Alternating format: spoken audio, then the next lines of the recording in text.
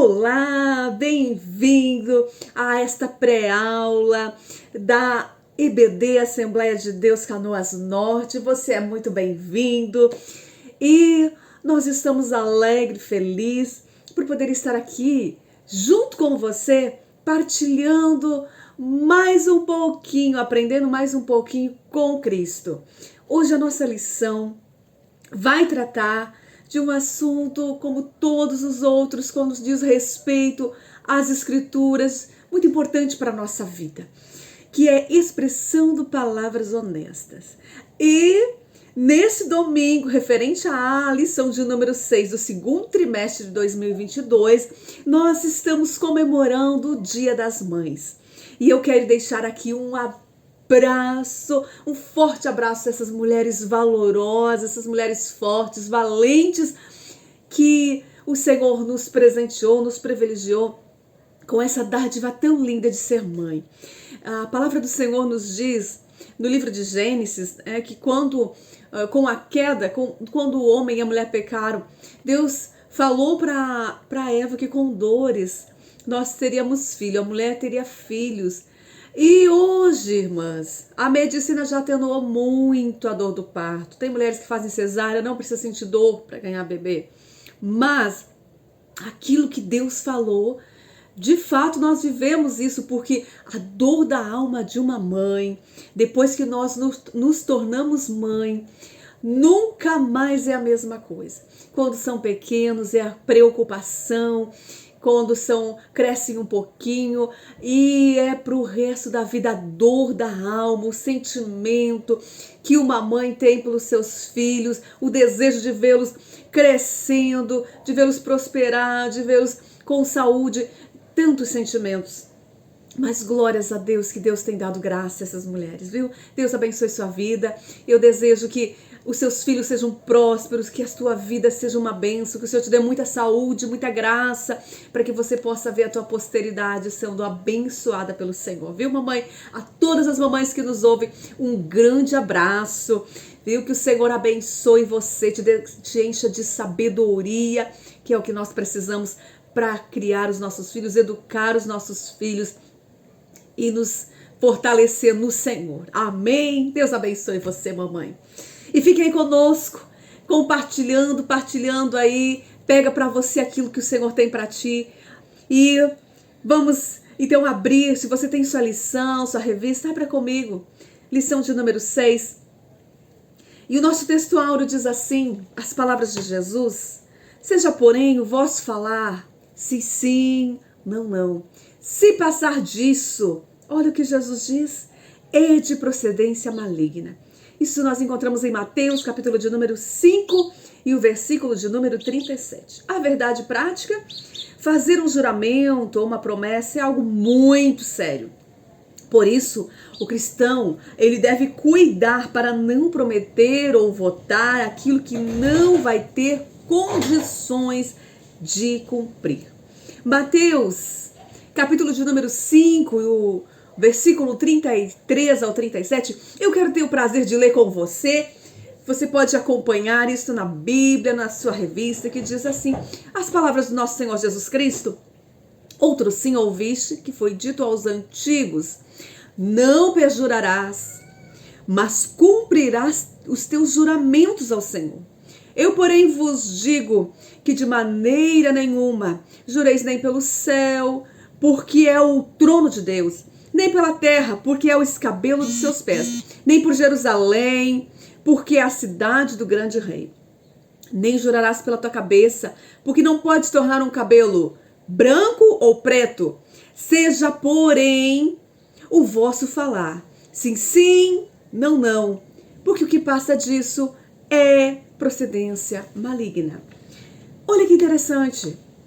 E essas palavras tão atuais nos nossos dias hoje, tão importante, porque eu sei que esse texto, ele responde muitos dos nossos esquecimentos. É por isso que a palavra de Deus está aí, para ser revisada, para ser acompanhada todos os dias, para que Deus possa trabalhar no nosso coração, porque essa palavra é tão atual para mim, para você, para que nós possamos nos analisar a nossa vida, para ver como é que está sendo o nosso dia a dia.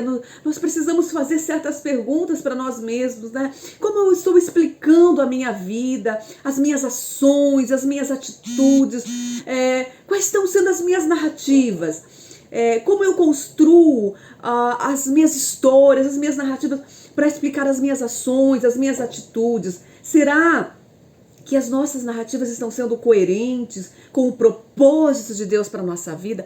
E esse texto, ele explica isso, né? Será como está o nosso coração? Porque nós, às vezes, nos preocupamos somente assim com as mentiras que a gente ouve, né? E qual é a mentira que tem mais efeito, ou mais destrutiva? Será que são as mentiras que a gente ouve, as mentiras que a gente fala?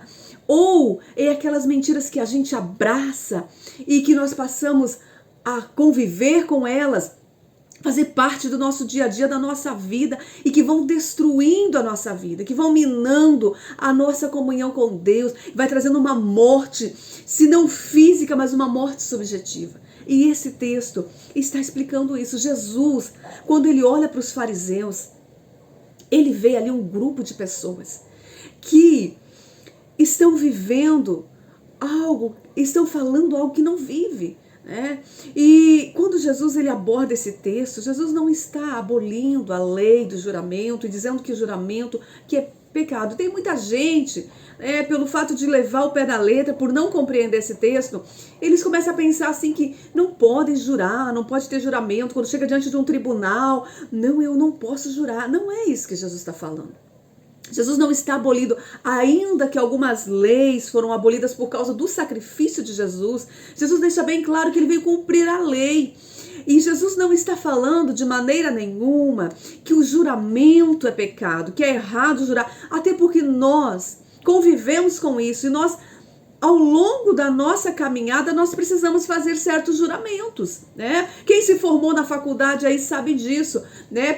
Fez direito, precisa fazer o juramento no final do curso ali que vai cumprir a profissão, né? A medicina, a mesma coisa. Diante de um tribunal, quando você vai se servir de testemunha, você está diante ali de uma autoridade, de um juiz, você precisa.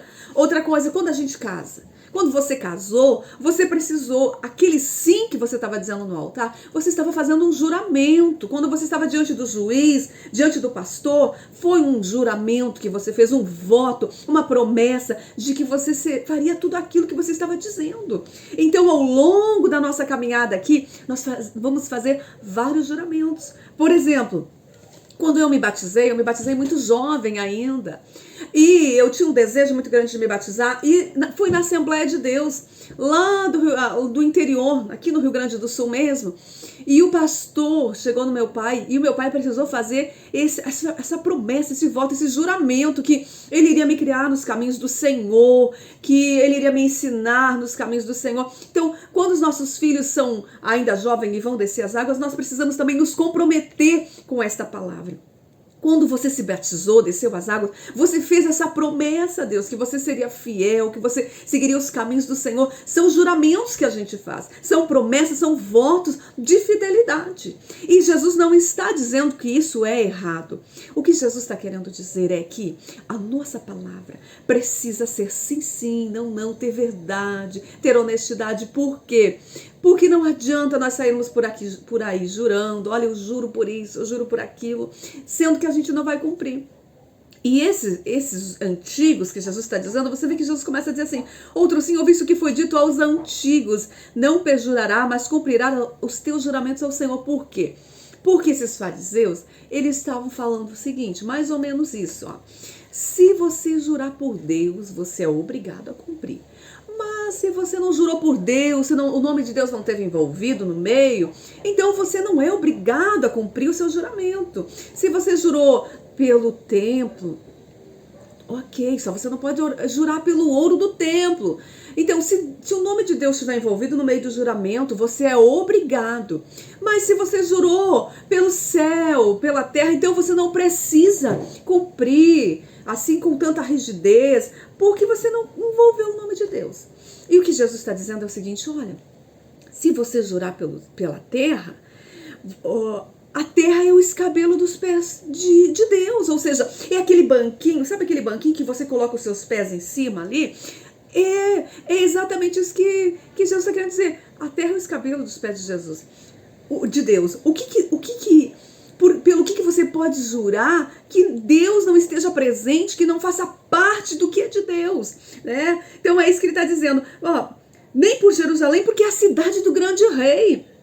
Nem jurarás pela tua cabeça, porque não podes tornar um cabelo branco ou preto. Ou seja, nós não temos esse poder de mudar a nossa natureza. É só Deus que pode, né? Então é isso que Jesus está querendo dizer, apresentar nesse texto, que os nossos juramentos, ou seja, a nossa palavra, ela tem que ser coberta de sinceridade, de verdade, da justiça da palavra de Deus, porque senão não vai adiantar a gente sair por aí jurando. O que você falar tem que ser. E muitas vezes na nossa vida, a gente pensa assim, é só a palavra. Mas o que o Senhor Jesus também está querendo dizer, que o nosso sim, sim tem que ser sim, sim. Porque se a tua palavra for sim, o teu braço também tem que ser sim. A tua perna tem que ser sim, a tua mente tem que ser sim. Você tem que estar focado no sim, né? Eu me lembro de uma experiência que eu tive, que eu estava querendo cuidar da minha saúde, e eu precisava me exercitar um pouquinho. E a minha mãe tinha um aparelho para se exercitar ali, e eu falei para minha mãe, olha mãe, não tá usando, não quer me compartilhar comigo esse aparelho aí? E eu me lembro que eu trouxe para casa, e aí eu comecei ali 1 mês, 2 meses, já no 3º mês já abandonei o aparelho, ficou lá. Então o meu desejo, a minha vontade era, vou cuidar da minha saúde, vou me exercitar, eu preciso, mas daqui a pouquinho, a minha palavra, o meu sim era esse, mas daqui a pouco eu já não estava mais fazendo isso, já não estava mais focado naquilo ali. E muitas vezes a nossa vida é assim, a gente fala, é que nem aquele servo. Vocês lembram que tem uma parábola que Jesus disse que um servo, o seu pai convidou, era 2 filhos, e o pai convidou aqueles 2 servos, aqueles 2 filhos, a irem ao campo, para a seara, para a ceifa. E um dos filhos disse, não, eu não vou, e foi. E depois foi. E o que disse, eu vou, ele acabou não indo. E Jesus pergunta então para os fariseus, pergunta para o povo lá, quem é que fez a melhor atitude? Foi o que disse que ia e não foi? Ou foi aquele que disse que não ia e foi? E aí, Jesus deixa essa reflexão para nós, porque às vezes, irmãos, a nossa palavra é um sim, mas a nossa atitude é um não. E isso precisa ter coerência na nossa vida. Nós como cristãos, como servos de Deus, como representantes de Cristo nessa terra, as nossas atitudes, as nossas palavras têm que ter coerência com a nossa vivência, com a nossa vida. Tem que haver esta verdade. E aí, Jesus explica, aquele que disse que não ia, acabou indo, foi lá e fez. E o que é essa seara, essa ceifa? Estar enganjado na seara, estar enganjado nesta ceifa que Jesus está falando, é você estar comprometido com o reino de Deus, é você estar comprometido com os ensinamentos de Jesus Cristo, é você colocar em prática na sua vida. Isto é estar enganjado, comprometido, estar com a mão na seara, é você estar trabalhando, é você estar enganjado naquilo que Jesus falou para mim e para você fazer. Muitas vezes a gente, as nossas palavras são muitas vezes sim para o Senhor, sim para Deus, mas a nossa atitude é uma atitude de quem não está enganjado na verdade, nesse comprometimento com esta seara de Jesus, de Deus, que Deus nos apresentou. Então, nós temos aqui o nosso tópico, o primeiro tópico, que diz assim: não devemos jurar nem pelos céus, nem pela terra, A respeito da lei do juramento, que eu comentei ali no início, não significa que Deus mudou a lei, nada disso, que essa lei foi abolida, que é pecado jurar. Não é isso. O que Jesus estava querendo combater aqueles falsos enganos dos fariseus que diziam, por isso você pode jurar, e se você jurar por isso, por exemplo, ó, pelo templo, pelo céu, pela terra, você pode jurar, desde que não envolva o nome de Deus. Se envolver o nome de Deus, você é obrigado a cumprir o seu juramento. Então Deus está dizendo, não é nada disso. Não é nada disso. Não importa pelo que você jurar, a sua palavra tem que ter peso de verdade, né? Então, esse é o propósito. Esse é o objetivo da lei. E o propósito da lei. O propósito do juramento antes era benéfico, tinha o objetivo de descobrir a verdade, né? Nos primeiros anos, nos primórdios, não é como hoje que tinha ali, né? Você assina um papel, um documento. Não, naquele tempo a palavra valia um escrito, né? Você comprometia a sua palavra, você fazia um juramento e aquela palavra tinha peso, tinha valor. Essa era a importância desse juramento. Você não precisava ir lá no cartório, né, fazer uma declaração pública, assinar, ter o carimbo para ser validada. Não, a palavra, esse é o propósito, né, era ter esse peso de verdade. Você falou, você disse, então é certo que você vai cumprir. Esse era o propósito do juramento. E aí, então, Jesus está desfazendo aquelas mentiras, aquele engano dos fariseus que estavam fazendo com que o povo caísse nessa cilada, nesse laço, nessas mentiras de que se você envolver o nome de Deus, você vai ter que cumprir, senão, ok. E não é diferente nos nossos dias. Essas lições, esses aprendizados que Jesus deixou para nós. Quantas vezes, até na nossa caminhada, na nossa vida, nós ouvimos, ou talvez estamos até praticando. Se você está dentro da casa de Deus, olha, dentro da casa de Deus você não pode falar qualquer coisa, porque você está dentro da casa de Deus. Mas, se eu estiver na minha casa, se eu estiver na rua, então ali eu posso falar o que eu quiser, eu posso dizer o que eu quiser, porque não tem peso. Quantas vezes a gente ouve esse tipo de coisa? Olha, não faça isso, você está na casa de Deus. Mas e a sua casa? Deus não está na sua casa? Será que Deus não está ali no seu trabalho também? Deus, porventura, Deus não está em todos os lugares? Eu acho muito interessante uma história, porque a Bíblia, ela tem ali experiências para nós, tem relatos, histórias que é para a gente seguir e tem outras que é para a gente não seguir, não fazer.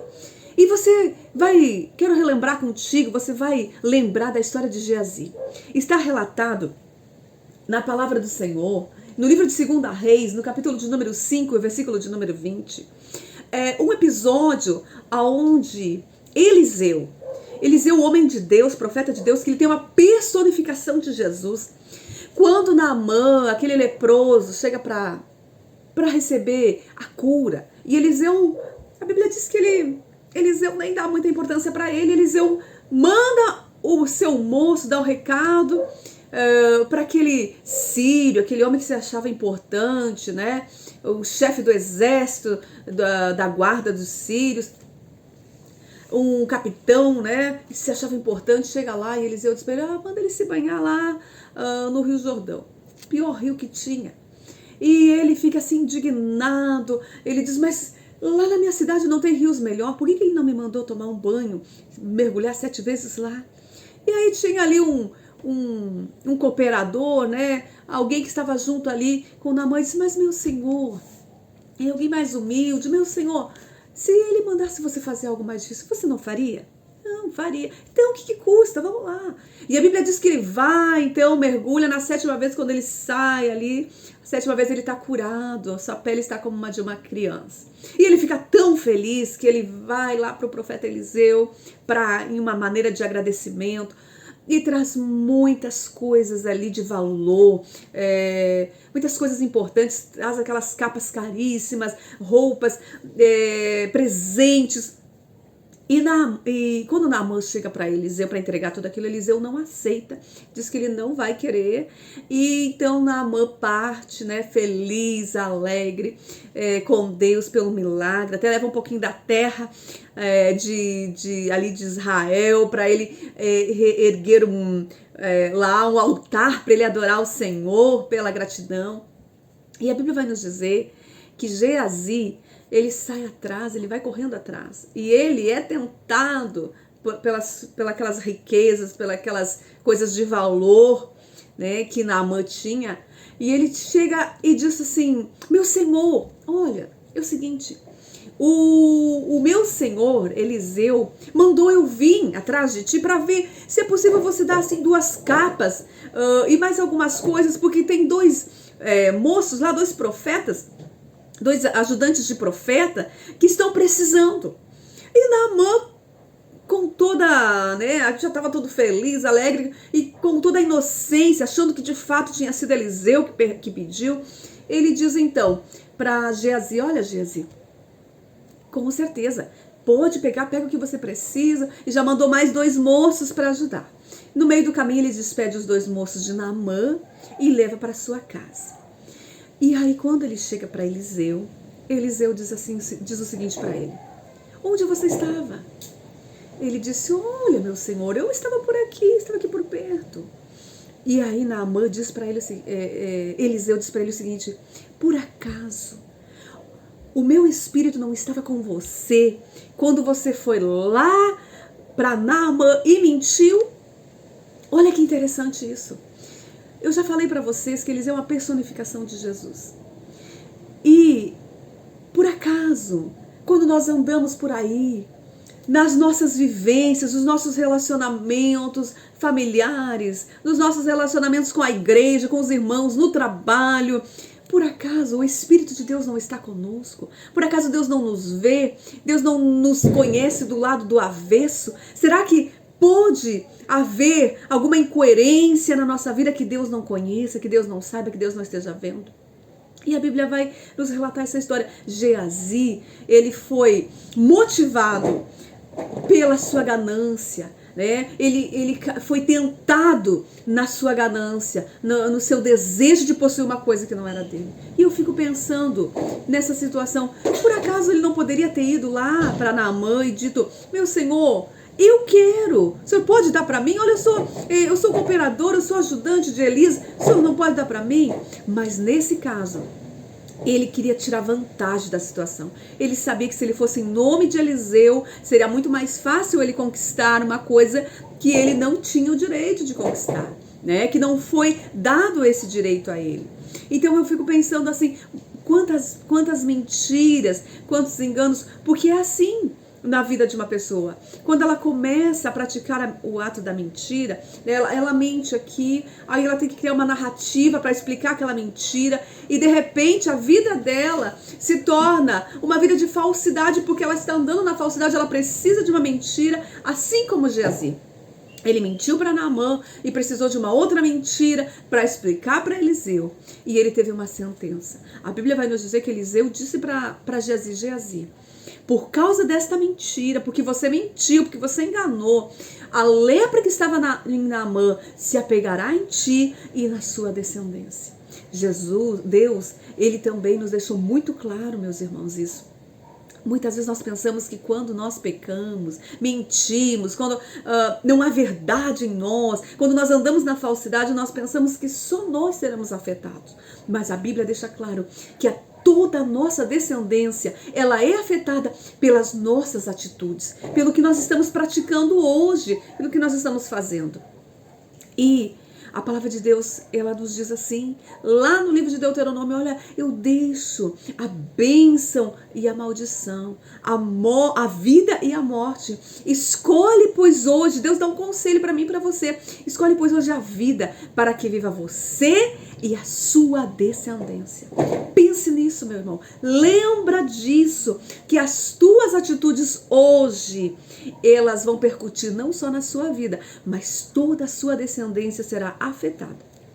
E eu quero, no tópico 2, diz assim que a nossa palavra deve ser sim, sim, não, não. Aquilo que eu comentei, nossas atitudes, o nosso sim deve ser, de fato, sim, com o desejo do sim, e o não com o desejo do não. E o que passar disso é procedência maligna. Olha o que eu acho interessante nesse texto. Às vezes a gente justifica a nossa situação, as mentiras contadas, as coisas que vão, né, entrando na nossa vida. E a gente pensa que isso assim é da nossa natureza pecaminosa, mas Jesus não diz isso. Jesus diz o seguinte, que isso é procedência maligna. E você sabe que a única paternidade que é atribuída a Satanás, ao diabo, é que ele é o pai da mentira. A mentira tem a ver com o diabo, a mentira tem a ver com o inimigo. E por isso que nós, que somos de Cristo, precisamos andar na verdade.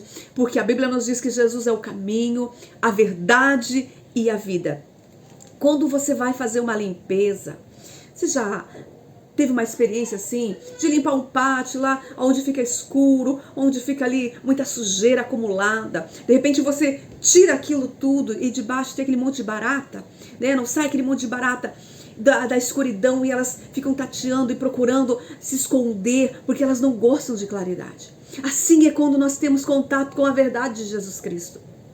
Toda mentira, todo engano, tudo aquilo que é do diabo, tudo aquilo que está acumulado, escondido na nossa vida, quando vem a luz de Jesus, aquilo tudo tem que sair, tem que haver uma limpeza, né, na nossa vida, é assim.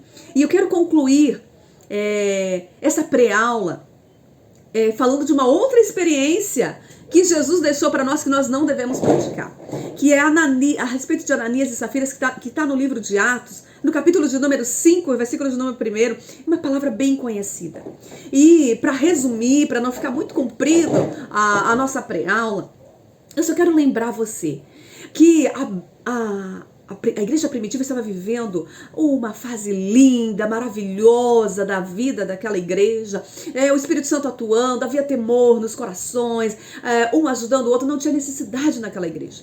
Quando alguém estava passando por provação, necessidade financeira, os irmãos que tinham lá 2, 3 terrenos, tinham posses de terra, vendiam, traziam para a igreja, para dividir, a igreja vivia aquele amor maravilhoso. E a Bíblia vai nos dizer que Barnabé, um homem temente ao Senhor, fiel, vai lá, vende sua propriedade, vende um campo e pega todo aquele dinheiro e deposita aos pés dos apóstolos. E Ananias e Safira, eles fazem a mesma coisa. Eles vendem uma propriedade e eles combinam o casal combina, olha, vamos vender essa propriedade. Eles venderam por um valor, portanto, e quando ele chegou na frente do apóstolo Pedro, ele chega lá e diz que vendeu por outro valor, por um valor menor, e entrega aquele dinheiro para o apóstolo Pedro. Pedro, cheio do Espírito Santo, da revelação do Espírito Santo, ele diz para Ananias, Ananias, por que você deixou Satanás encher seu coração e você mentiu para o Espírito Santo? E por causa daquela mentira, ele caiu morto. Aí, mais ou menos depois, perto de quase 3 horas depois, chega a esposa dele. E aí, Ananias pergunta Pedro pergunta para Safira, por acaso, olha só, então Pedro dirigindo-se a ela perguntou, dize-me, vendestes portanto aquela terra? Ela respondeu sim, portanto. Tornando-lhe Pedro, por que entrastes em acordo para tentar o Espírito do Senhor? Eis aí a porta os pés dos que sepultaram teu marido, e eles também te levarão. E Safira caiu morta. Quando eu olho esse texto, não dá a impressão que parece que Deus se enganou e colocou esse texto no Novo Testamento, que parece que não era para estar no Velho Testamento? Porque a gente ouve assim tanto assim, não, Deus é amor, né? Nós estamos vivendo o tempo da graça, então Deus... Não, meus irmãos, Deus não se enganou, não. Esse texto do Novo Testamento, do livro de Atos, ele está aqui para nos ensinar esta lição que na nossa vida não pode ter mentira, falsidade. O que aconteceu? Por que aconteceu isso com Ananias? A igreja do Senhor estava naquele amor, naquele propósito de fidelidade a Deus. Barnabé foi lá e fez algo de coração, e fez algo sincero. Ananias e Safira, eles queriam se sobressair, aquele desejo, aquela prepotência. Olha, se o irmão deu tanto, eu também preciso. E Deus conhece a intenção do coração. E por causa disso ele foi tentado a mentir. A Bíblia diz que dentro da casa do Senhor há o trigo e o joio. E nós não sabemos, né? Jesus disse, não arranca o joio para que o trigo não saia junto. Por quê? Porque é muito parecido, é muito similar, parece que é. Mas só Deus conhece a intenção, se há verdade no nosso coração. Barnabé, a Bíblia diz, Por que ele fez isso? Entretanto, certo homem chamado Ananias com sua mulher Safira vendeu uma propriedade. Por quê? Porque Barnabé fez isso, Ananias foi lá e fez também. Mas a intenção de Barnabé era agradar ao Senhor. A intenção de Ananias era aparecer, era se sobressair. E olha o que aconteceu. E a Bíblia diz que sobreveio grande temor a toda a igreja. Olha que interessante isso.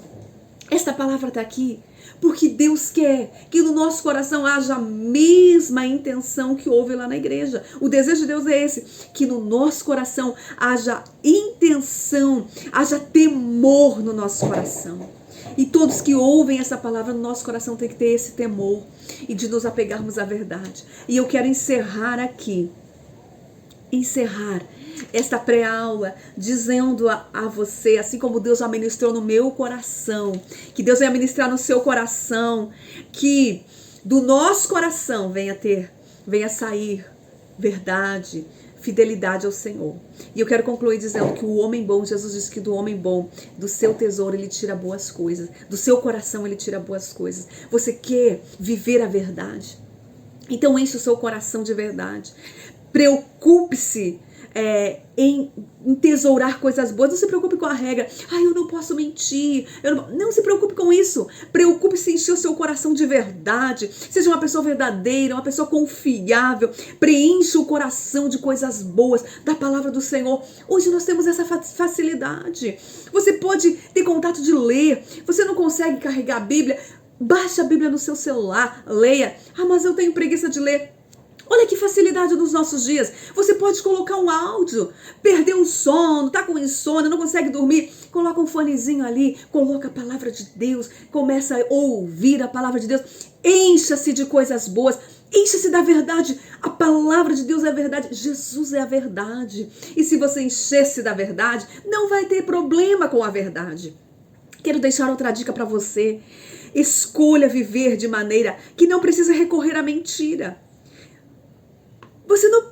eu não quero mentir. Então, escolha a sua maneira de vida, que você não precisa estar com narrativas para explicar outra narrativa que não seja verdadeira. Seja verdadeiro, tenha uma vida santa. Não seja também narcisista, vaidoso, que precise vender uma imagem que não é. Seja você mesmo.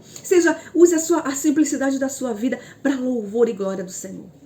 Quantas pessoas precisam...